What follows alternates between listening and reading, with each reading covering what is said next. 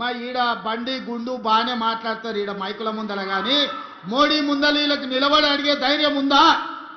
మోడీ నుంచి చిల్లి గవ్వ తెచ్చే ధైర్యం ఉందా? మోడీ వీళ్ళకి అపాయింట్మెంట్ అని ఇస్తాడా? మోడీ దగ్గరికి వీళ్ళ ముఖమే చల్లదు, వీళ్ళ ముఖమే గుర్తు పట్టాడు. మోడీ గుర్తు పట్టేటట్టుంటే Karimnagar కౌటర్ ring road Bandi Sanjay దేవాలి, Warangal కౌటర్ ring road తీసుకురావాలి. ఇవాళ కరీంనగర్ అభివృద్ధికి నిధులు మంజూరు చేయించుకురావాలి.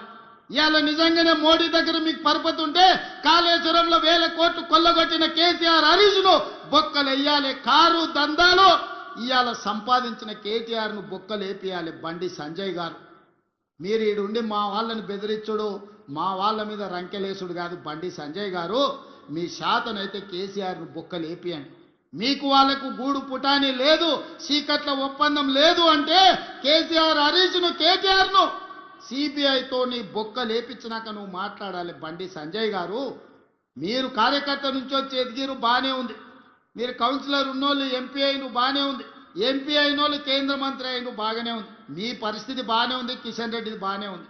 మరి కరీంనగర్ మున్సిపాలిటీ పరిస్థితి ఏముందని నేను అడుగుతున్నా. ఏం తెచ్చినవో ఏమి ఇచ్చినవో చెప్పు. మీటింగ్ పెట్టుడు కాదు, మీ జాతీయ అధ్యక్షుని తెచ్చుడు కాదు, ఢిల్లీ నుంచి ఏం నిధులు తెచ్చినవో లెక్క చెప్పు. అది మాత్రం శాత కాదు. చేసేటోళ్ళ కాళ్ళల్లో కట్టే పెట్టురు వాళ్ళతో చేరి. గట్లాంటి వాళ్ళతో ఎవడని చేరుతాడే?